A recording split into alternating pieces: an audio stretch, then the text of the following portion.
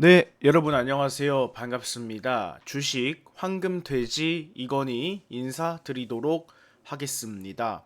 채널 보시기에 앞서서 구독과 좋아요, 알림 설정 한 번씩 꼭 눌러주시면 감사드리겠습니다. 오늘 준비한 내용은요. 증권가에서 지금 많은 개인 투자분들이 혼란스럽고 단일 레버리지 ETF로 해서 굉장히 시장이 교란되고 망가진 상황인데, 자, 삼성전자 60만 원, SK하이닉스 420만 원, 자, 목표가를 설정했습니다. 과연 이 부분을 우리가 믿어도 될지 여기에 대해서 상세하게 안내를 드릴 거고요. 지금 우리가 이렇게 약간은 어려운 시기를 보내는 사이에 다행인 거는, 자, 삼성이랑 SK가 초대박이 났습니다.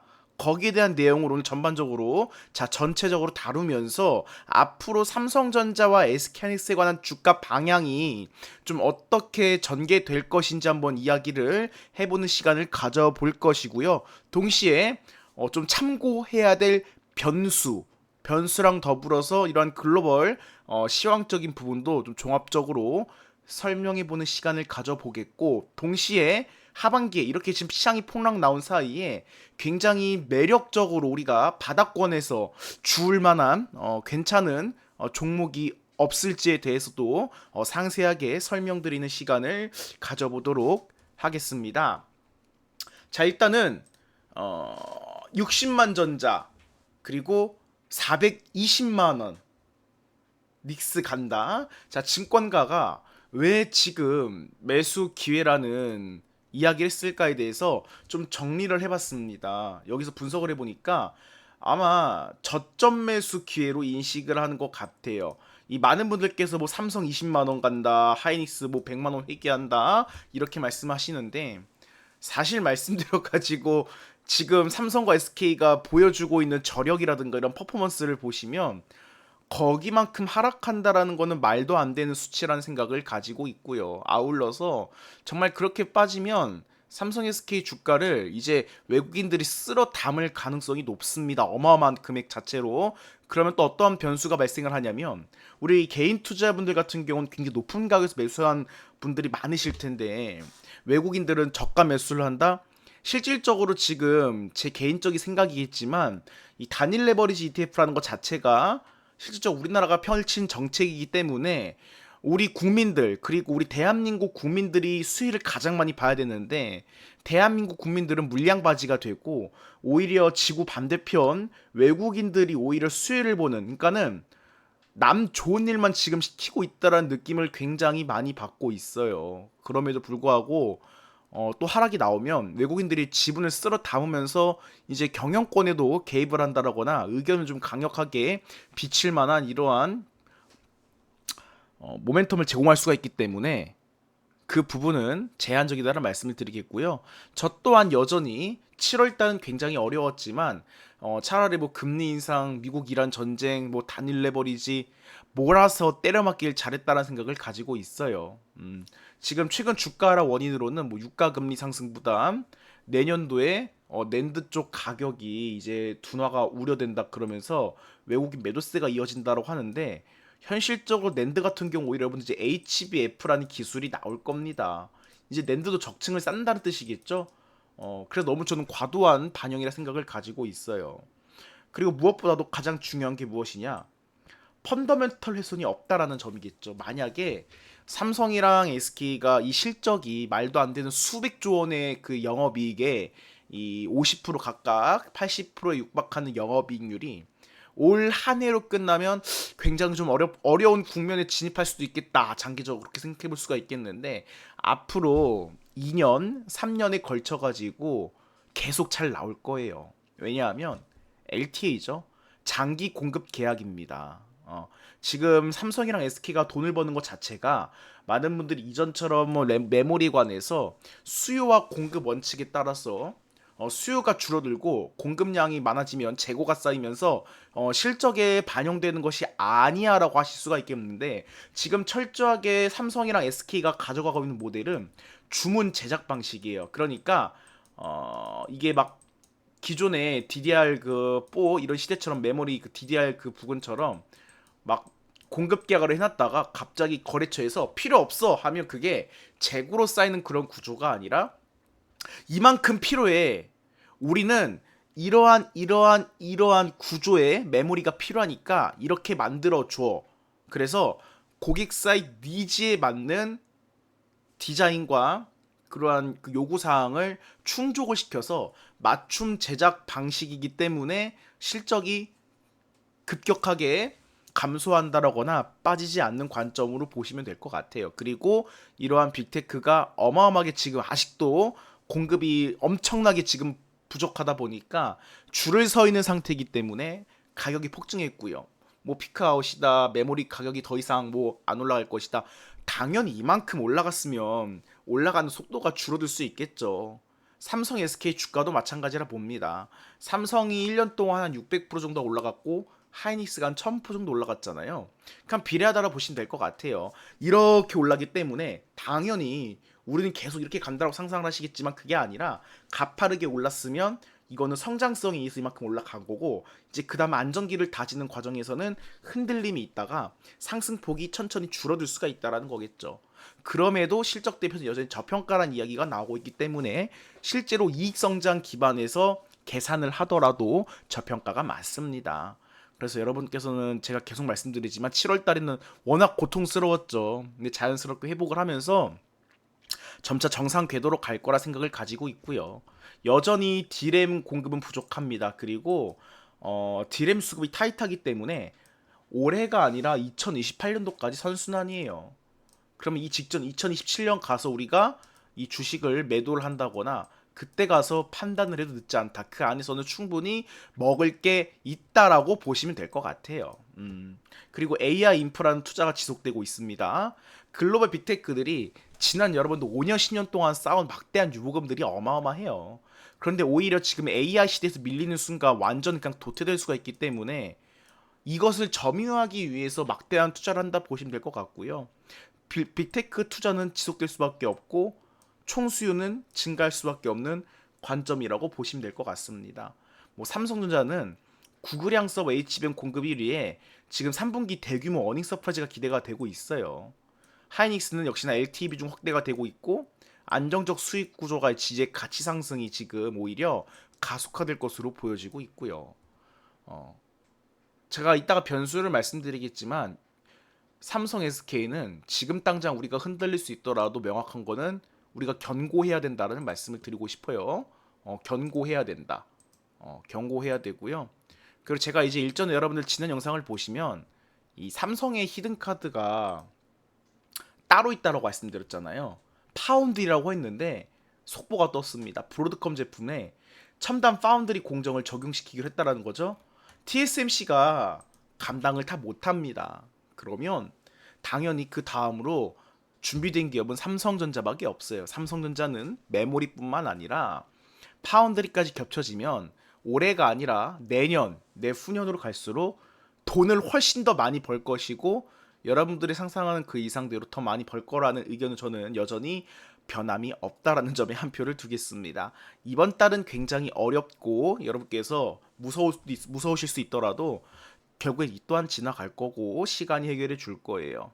그 부분은 우리가 지금 평가할 게 아니라 나중에 가서 결과치를 보고 평가에도 늦지 않는다라는 말씀을 드리고 싶습니다. 그리고 폭락이 나온 반도체 소부장 거래처들도 자연스럽게 지금 워낙 쏠림 현상이 심하다 보니까 폭락이 나왔지만 결국에는 지금은 분명한 거는 저가 매수 기회라는 점을 다시 한번 강조드리고 싶습니다. 넘어가서 이제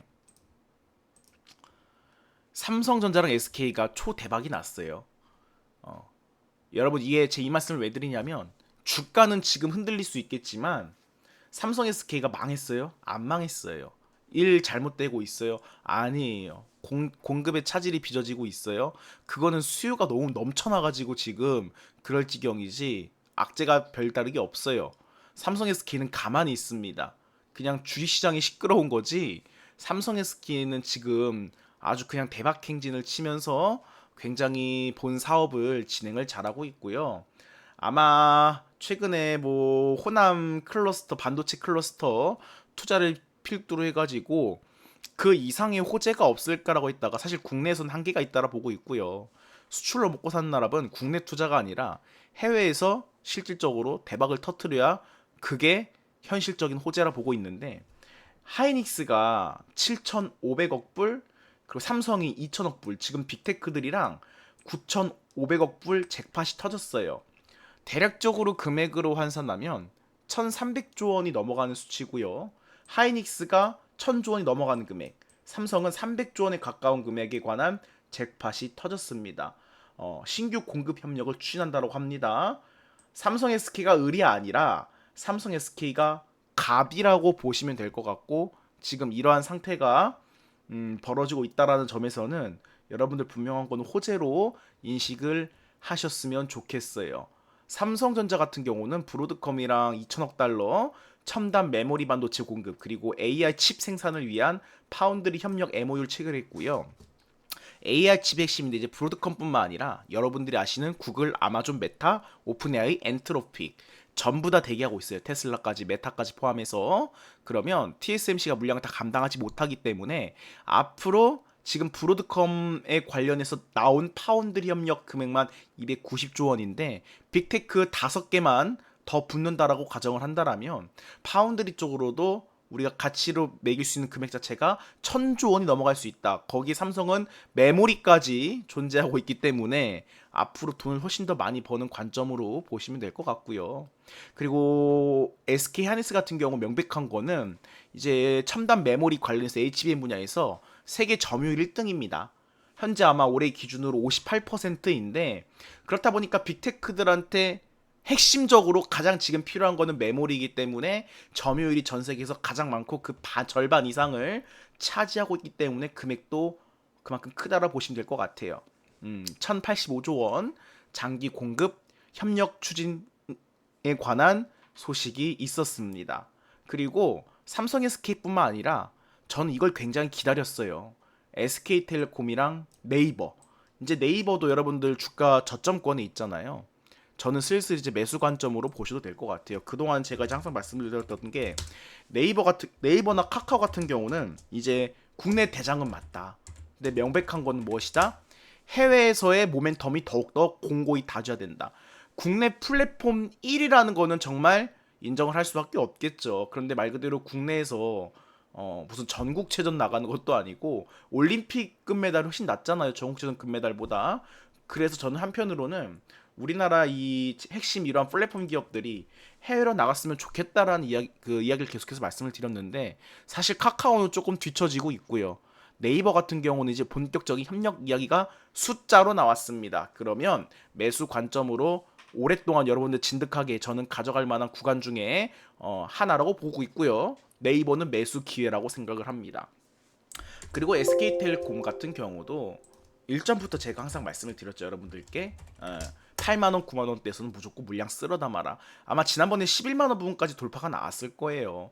이제 그때 차익 실현을 하시면서 수익을 챙겼다라는 분들이 많으셨는데 또 기회가 올 겁니다. 왜냐하면 지금 SK텔레콤 같은 경우 제가 지난번에도 말씀을 드렸지만 엔트로픽에 지금 2023년 8월 달에 지분 투자가 들어갔거든요. 그런데 엔트로픽이 지금 IPO를 준비하고 있는데 시장에서 지금 평가 가치로 매기는 게 500조 원이 넘어가요. 그러면 SK텔레콤이 가지고 있는 지분 가치만 하더라도 한 3조 원이 넘어갈 겁니다. 그리고 두 번째로는 SK하이닉스 반도체의 낸드 사업부에 7천억 원이 넘는 금액을 출자시켜 놨어요. 그러면 단순히 배당을 잘 주고 안정성에 기반한 그런 통신주가 아니라 이제는 AI 시대 그리고 반도체까지 포괄적으로 함께 수혜를 볼 수 있는 섹터군으로 분류를 해볼 수 있겠다라는 말씀을 드리고 싶고요. 네이버 같은 경우는 제가 이제 해외가 관건이라 말씀을 드렸는데 엔비디아랑 지금 전략적 투자 얘기가 나왔고 브룩필드 인프라 공급 계약이 나왔습니다. 100억 달러예요. 100억 달러. 엔비디아 10억 달러, 브룩필드는 최대 90억 달러고요. 100억 달러면 우리나라 돈으로 한 14조 원 정도가 될 겁니다. 아쉬운 거는 이제 LG 그룹이 뭔가 여기서 소식이 있었으면 좋겠는데, 항상 말씀드렸지만 저번에 젠슨왕이 깐부이동으로 이제 방한을 했다가 기대감이 올라갔던 섹터들이 전부 다 폭락이 나왔잖아요. 지금 시세 분출 이전까지 빠졌는데 네이버는 실제로 숫자로 증명을 했고 LG그룹은 조용하다라는 게 여전히 저는 LG 같은 경우는 기술적 반등은 있을 수 있겠지만 상승보다는 명확한 숫자랑 실적 데이터로 찍히는 게 더 키포인트다라고 말씀을 드릴게요. 현대차 같은 경우도 소식이 있었죠. 엔비디아랑 로봇 레퍼런스 플랫폼 공동 구축에 들어간다고 합니다. 그리고 웨이모랑 자율주행차 파운드리 계획 발표를 했거든요. 현대차도 지금 주가가 30만 원 후반대에 있는데 역시나 저는 현대차 또한 매수 기회로 생각을 가지고 있습니다. 현대차도 여러분 불안해하실 게 아니라 이제는 빠질 만큼 빠졌기 때문에 과감한 매수 관점으로 보셔도 좋을 것 같다라는 이야기를 한 번 더 강조를 드리고 싶어요. 삼성 SDS도 마찬가지입니다. 지금 언급드린 종목은 시세가 분출이 되면서 높은 자리에서 지금 나온 호재가 아니라 바닥권에서 계속해서 많은 우리 그 기업들이 실질적인 시너지를 세계 무대와 함께 할 수 있다는 부분을 보여주고 있기 때문에 지금과는 저는 지금이 오히려 매수 기회라는 생각을 다시 한번 강조를 드리도록 하겠습니다. 그리고 젠슨왕 엔비디아 CEO가 네이버 SK 투자 이유에 대해서 밝혔고요. 지금은 우리 대한민국이 황금기라고 합니다. 이미 5천억 달러에 관한 SK그룹과 초대형 파트너십이 있었고요. 엔비디아에서 10억 달러, 네이버에 투자가 들어가죠. 브룩필드가 90억 달러 투자가 들어갈 겁니다. 그럼 네이버는 명확한 모멘텀이 나왔죠. AI 컴퓨팅 시대에서 한국이 가장 중요하대요. 왜냐하면 차세대 이제 HBM이라든가 AI 인프라 수가 폭발하고 있잖아요. 지금 1,000억 개라고 합니다. 1,000억 개. 1,000억 개 AI 에이전트와 수십억 대 로봇 시대가 이제 본격적으로 도래한다라고 하는데 그러면 이제 반도체 시장은 10년 내에 최소 10배 성장이라고 하고요. 그리고 이제 HBM이 계속해서 갈수록 업그레이드가 되겠죠. 차세대 HBM4E 등 공동 개발을 지속한다라고 합니다. 거기에 이제 오픈 모델 확산과 소버린 AI가 부상하고 있대요. 모든 국가가 이제 자체 AI 인프라를 구축하는 소버린 AI가 핵심 트렌드라고 보시면 될 것 같고요. 또 이제 코멘트를 남긴 게 중국입니다. 중국 AI 시장에 대한 긍정적 평가가 있었어요. 사실은 여러분 중국이 차세대 기술적인 측면으로 봤을 때에는 따라오는 속도가 굉장히 무섭습니다. 정말 따라오는 그 속도가 굉장히 무서운데 일단 여기에 대한 규제는 단기 영향이고 장기 역식은 불가하지만 이제 AI 시대에서도 미국과 중국이 경쟁을 펼칠 것인데 제로섬이 아니라 글로벌 AI 시장의 동반 성장의 하나의 또 긍정적인 코멘트를 남겼다라는 점을 참고하셨으면 좋겠습니다. 그래서 분명한 건 무엇이냐? 많은 분들이 삼성 SK를 높은 자리에서 매수를 하셔가지고 불안한 분들도 계실 거고 아니면은 좀 그나마 다른 사람보다 싸게 매수를 했는데 주가가 빠지다 보니까 수익률이 굉장히 좀 크게 줄어들어가지고 아 이거 어떻게 하나 거기에 변동성이 심하잖아요. 사실은 지금 시장이 정상적인 시장은 아니죠. 사이드카가 1년에 두 번, 세 번 이제 발동해도 될까 말까인데 지난주는 거의 맨날 사이드카가 발동이 됐잖아요. 지금 말도 안 되는 수치가 나오고 있는데 이렇게 시장이 흔들리다 보니까 개인 투자분들의 투자 심리도 충분히 흔들릴 수 있다라 생각을 가지고 있습니다. 저도 왜 안 흔들렸겠어요. 이렇게 흔들리는 시장 저도 사실 처음 봤습니다. 그런데 분명한 거는 사업이 멀쩡하고 오히려 앞으로의 이익이 더욱더 큰 기대가 되고 정상적인 궤도로 가고 있는 과정이라고 한다면 지금과 같은 흔들림은 결국은 그 우리가 완성 단계까지 가는데 하나의 과정이라 보고 있고요.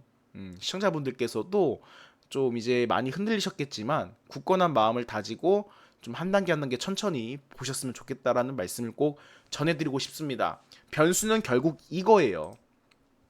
레버리지 ETF. 이제 여러분 블룸버그라든가 로이터 통신 같은 이런 해외 메이저 언론들이 밝혔더라고요. 우리 대한민국 시장이 이미 도합판됐다. 왜냐하면 실적, 펀더멘털, 기업 가치에 관계없이 홀짝을 한다는 거겠죠. 상승 매수, 하락 매도, 하락 매수, 상승 매도. 레버리지 막 곧버스 왔다 갔다 하면서 장난을 치고 있다라는 거예요. 사실은 여기서는 개인 투자자들이 공격적이라고 하는데 그게 아니라 외국인들이 지금 한국 주식시장에서 ATM기를 로 지금 활용한다는 느낌을 굉장히 많이 받고 있거든요. 맞잖아요. 우리 개인분들은 본주를 저가 매수다, 매력적이다, 회사가 좋다 해서 매수를 하면 거기에 관계없이 외국인 기관은 현물도 매도를 쳐버리면서 거기에 인버스까지 매수를 해버리고 곧버스로 사버리면서 코스닥 종목들은 공매도까지 쳐버리잖아요. 이 쏠림 현상 자체가 이게 좋은 것만 있는 건 아닌데 쏠림 현상도 나타나서 일반 코스닥은 한 달도 안 돼서 반토막 났어요. 마이너스 50% 넘어갔다는 거겠죠. 그래서 많은 분들이 좌절도 하고 되게 실망도 많이 하셨는데 분명한 건 회사 본연의 가치에 따라서 하락한 게 아니라 명백한 거는 홀짝홀짝 시장이라는 거예요. 지금이 레버리지 ETF로 인한 변동성이 증폭하고 있다라 그러겠죠. 14조 6천억이 투입됐다고 하는데 일일 레벨레이싱 구조로 지금 증시의 급등락폭과 손실 위험을 더욱 키우고 있다. 그리고 이번에 규제안을 보더라도 전 사실 마음에 안 들었던 게 기존 예탁금을 여러분 1,000만 원에서 3,000원 올렸잖아요. 근데 지금 시장을 교란시키는 건 외국인과 기관이거든요. 개인들은 꼼짝없이 당하고 있는데 왜 이 규제 문턱을 개인들한테만 적용을 시켜서 이렇게 나왔는지 솔직히 의문입니다. 음. 해외에서도 지금 이 부분을 문제를 삼고 있기 때문에 저는 이 부분이 변수다라는 말씀을 드리겠고요. 뭐 우리가 미국발 관세 이야기도 있고 이거는 막 넘어가서 지금 통상본부장 이야기를 하고 있고요. 그동안 협상을 잘해왔기 때문에 이 부분은 일시적인 노이즈라 보고 있고 미국 이란 전쟁도 갑자기 지금 미군이 공습을 멈췄다라고 합니다. 다시 협상이 들어간대요. 그럼 변수는 이제 뭐밖에 안 남았다? 레버리지 ETF. 정말 지금 전 세계가 모두가 우려를 표하고 있고 이야기를 하고 있는데 언제까지 이렇게 방관하는 거는 아니라고 생각을 합니다. 더욱더 구체적이고 우리 시장이 충분히 건강하게 상승할 수 있는 기회가 있음에도 불구하고 이 부분은 다시 한번 반드시 조금 고려가 되었으면 좋겠다라는 말씀을 드리도록 하겠습니다. 그리고 여러분 앞으로 보셔야 될 종목, 자, 스테이블 코인 눈여겨보세요. 왜냐하면 우리가 알게 모르게 제가 이제 엔터도 괜찮고 화장품도 괜찮다라고 여러분께 말씀을 드렸지만 실질적으로 지금 금융시대에서 지금 많은 그 선진 국가들이 준비를 하고 있거든요. 우리나라가 조금 약간 늦다라는 저는 생각이 개인적으로 들 정도로 좀 답답한 부분도 있었어요. 어, 최근에 보시면 스테이블 코인 쪽 관련 그 기사를 살펴보시면 이런 내용들이 있어요.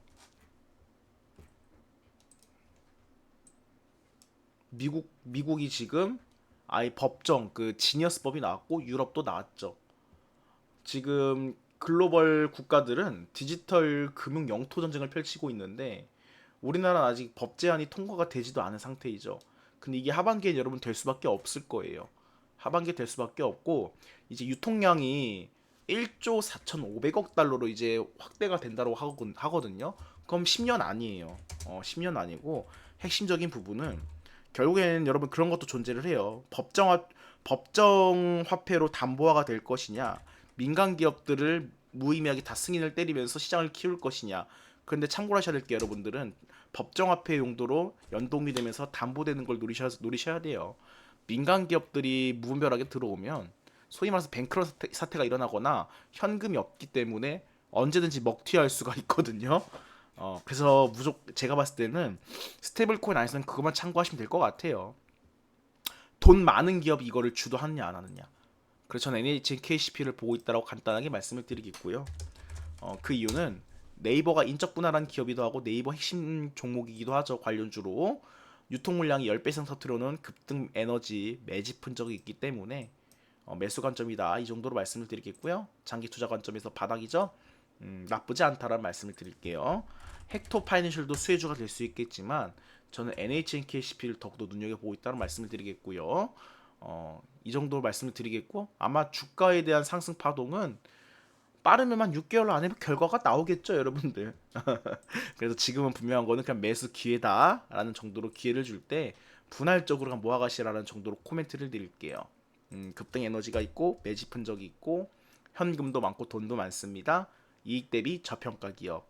이 정도로 말씀을 드리면서 방송 마무리하도록 하겠고요. 다시 한번 채널 구독과 좋아요, 알림 설정 눌러주시면 감사드리겠습니다. 지금까지 주식 황금돼지 이건이었습니다. 감사합니다.